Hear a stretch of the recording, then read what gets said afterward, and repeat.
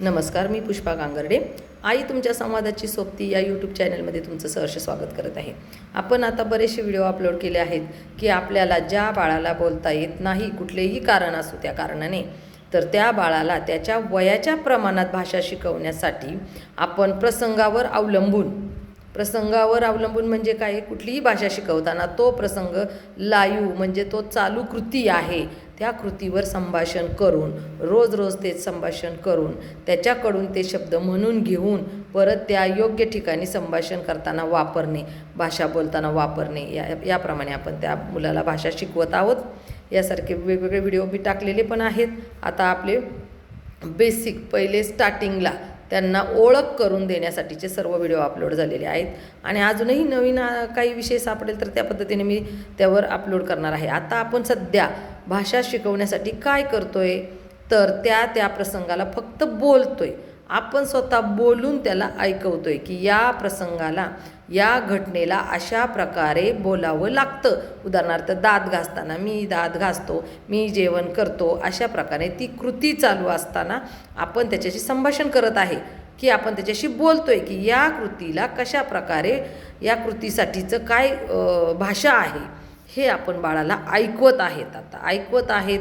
काही बाळं त्याच्यातच रिस्पॉन्स करत असतील, बोलत असतील, किंवा काही बाळं नुसते ऐकून समजून घेत आहेत. आता भाषा ही पहिली ऐकवावी लागते, मग ती ऐकून समजते आणि समजल्यानंतर तिचा वापर केला जातो. आपलं नॉर्मल म्हणजे आपण नॉर्मल माणसंही तसेच आहोत. जन्माबरोबर डायरेक्ट बोलतो का नाही, तर आपण 1 ते 2 वर्षापर्यंत सर्व परिसरातील भाषा ऐकतो आणि ती ऐकून थोडी बोलण्याचा प्रयत्न करतो 2 वर्षापर्यंत. 2 वर्षानंतर पूर्ण वाक्यामध्ये बोलायला लागतो. मग ती कोणतीही भाषा असो. ज्या बाळाचा जन्म ज्या परिसरात झाला आहे तिथे जर ते हिंदी बोलत असतील तर ते हिंदी बोलतो. आपण जर एखाद्या मारवाडी कुटुंबात असेल तर त्यांची भाषा बोलेल. मराठी भाषेत असेल, मराठी असतील तर मराठी भाषा. आणि इंग्लिश कुटुंबात इंग्लिश लँग्वेज पालकांची असणाऱ्या कुटुंबात जर बाळाचा जन्म झाला, त्यांची जर मदर टंग आई वडील ते बोलत असतील तर ते बाळ पण ते इझी त्याची ती भाषा बोलायला लागतं. म्हणजे ह्याच्यासाठी बाळाला काही प्रॉब्लेम असण्याची गरज नाही आहे. प्रॉब्लेम असू नसू तर ती पहिली भाषा ऐकावीच लागते आणि त्यानंतर ती बोलता येते. म्हणून आपण ज्या मुलांना, जे विशेष मुलं आहेत की त्यांचं वयाचं लिमिट संपले तरीही ते बोलत नाहीत, म्हणून त्यांना विशेष आवर्जून आपण त्यांचं लक्ष केंद्रित करून मग आपण त्याला त्या घटनेविषयी बोललेलं जे संभाषण ऐकवत आहोत त्यांना. आता सध्या आपण काय करतोय, सर्व प्रकारची भाषा त्याला ऐकवतोय. आता ही भाषा ऐकवत असताना आपण बाकीचे व्हिडिओ पाहिलेच आहेत. त्याच पद्धतीने आपण आता आणखीन एक व्हिडिओ असा महत्त्वाचा आहे की तो म्हणजे काय आहे की आपल्या घरात असणाऱ्या व्यक्ती, त्या व्यक्तींना त्यांनी काय हाक मारायची. तर घरात असणाऱ्या व्यक्ती ह्या त्याचं जे नातं आहे त्याप्रमाणे त्याने हाक मारली पाहिजे. जर त्याच्या घरामध्ये त्याची आई राहते त्याला आईच म्हणलं पाहिजे. गावाकडं किंवा काही भागामध्ये वेगवेगळ्या प्रकारे, काही कुणी ताई, कुणी बाई, काही कशाही प्रकारची आईला हाक मारतात. आजीला पण बाई, ताई, काकी, वहिनी काहीही म्हणतात. पण असं मुलांना शिकवायचं नाही. प्रॉपर नॉर्मल मुलं असलं आणि इतरही विशेष मुलं असले तरी पण काही प्रॉब्लेम नाही. पण जसं नातं आहे त्याच पद्धतीने हाक मारायला आपण शिकवल्यावर बाळ त्या पद्धतीने बोलणार आहे.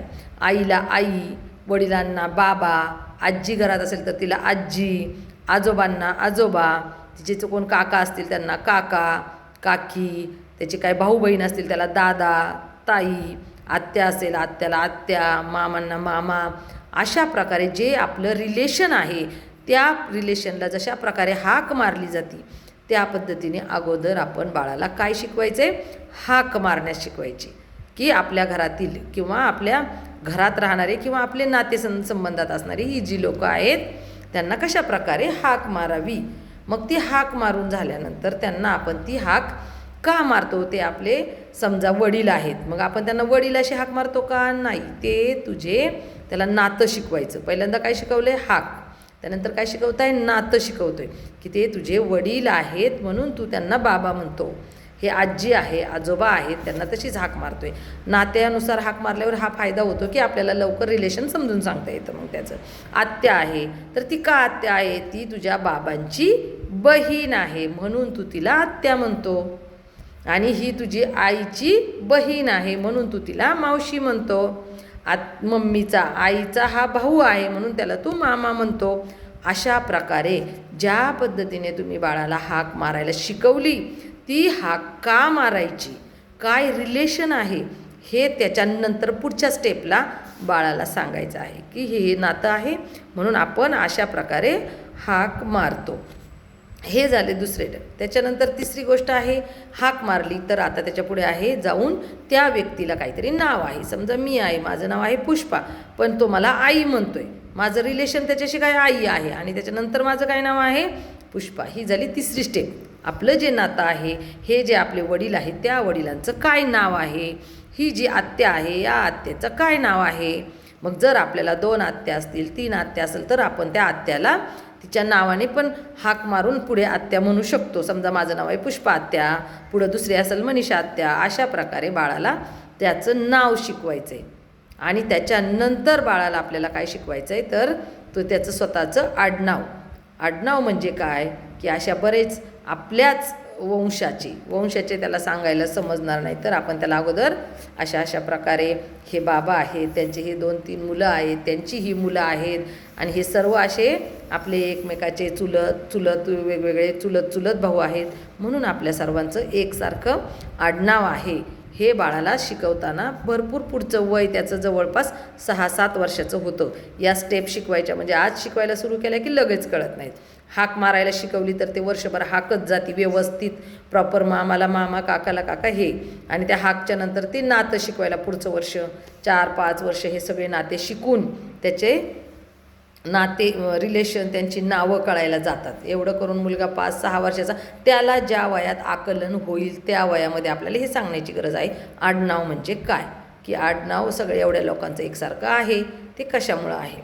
अशा पद्धतीने आपल्याला बाळाला घरातील व्यक्तींच्या नावापासून, त्यांना हाक मारण्यापासून, तर त्यांचं काय नातं आहे त्या नात्यापासून तर आडनावापर्यंत बाळाला ह्या स्टेप बाय स्टेप शिकवत जायचं आहे. आणि यासारखे नवीन व्हिडिओ ऐकण्यासाठी या चॅनलला लाईक करा, शेअर करा, सबस्क्राईब करा. थँक्यू.